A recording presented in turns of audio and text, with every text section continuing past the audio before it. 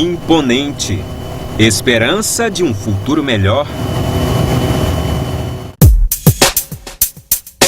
O triunfo da arquitetura amazonense supera limites. Não se resume a apenas uma ponte sobrepondo-se a um rio. São mais de 3.500 metros de um lado ao outro, sobre o maior rio de água negra do mundo, fincada sobre o maior em volume de água doce do planeta.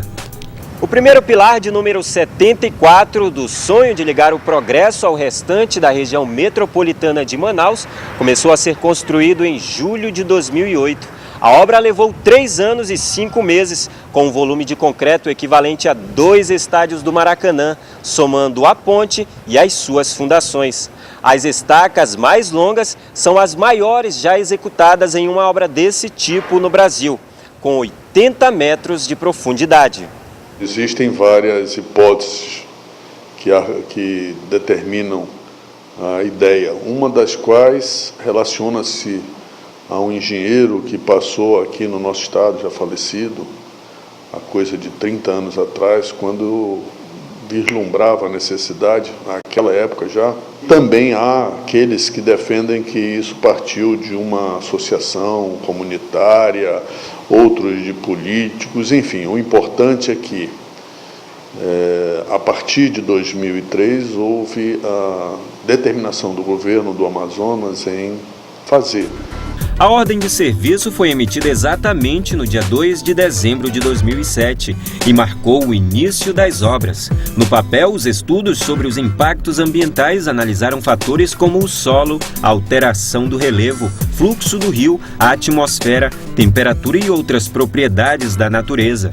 O fato é que em todos os contextos haviam preocupações, mas também as indicações de que essa obra se apresentava como muito favorável ao desenvolvimento em bases sustentáveis para a nossa área, em especial da região metropolitana de Manaus.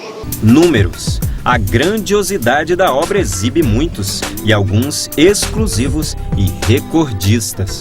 A ponte sobre o Rio Negro possui 73 vãos. Estes 2 do centro, somados, chegam a medir 400 metros, 200 metros de largura cada um. Do nível do rio, a pista, na época da vazante, pode chegar a mais de 65 metros de altura. O maior transatlântico do mundo possui 65 de altura por 145 de largura e poderia passar por aqui. A segunda maior ponte sobre um rio do mundo possui exatos 3.595 metros de extensão, incluindo as rampas de acesso nas margens dos 2 municípios a serem ligados. 4 pistas de rolamento, 2 em cada sentido e mais um local de passeio para pedestres em cada lado da via para o tráfego. A ponte possui 22 metros e 70 centímetros de largura e no trecho estaiado a largura é 10 centímetros menor. 213 vigas pré-moldadas foram utilizadas na obra.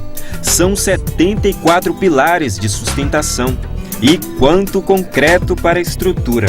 São 138 mil metros, 1 milhão de sacas de cimento. E quais as maiores dificuldades quando se pensa em cravar um empreendimento desse porte numa região como essa?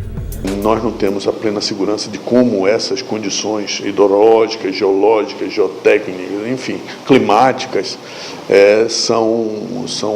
se apresentam diante dessas obras de porte, como é o caso da obra da Ponte Rio Negro. Uma estação meteorológica deve ser montada no local e, durante tempestades, a ponte deve ser interditada para o tráfego. Os ventos eles são menos intensos quanto mais próximo do solo, o que significa que no vão central da ponte, a cerca de 50 a 60 metros distante do solo, as intensidades de vento são maiores. Nós não temos registros para falar sobre valores dessas intensidades de vento, mas se acredita que os ventos lá sobre a ponte, em particular no vão central, onde a distância do solo é maior, sejam bastante superiores ao que são aqui próximo da superfície. Orçada em 506 milhões inicialmente, a obra teve um único aditivo e passou a custar 811 milhões de reais. Porém, o projeto é mais amplo. A parte acessória da ponte, com 12 quilômetros de intervenção, desde um ponto da Avenida Brasil até uma parte da AM-070 em Iranduba, proteção dos pilares da ponte, sinalização náutica e iluminação devem elevar o preço para os mais de R$1 bilhão. Um aditivo de em torno de 60%. Com as devidas justificativas técnicas e jurídicas para isso, com as devidas cautelas, com as devidas seguranças e consultas junto aos órgãos de controle.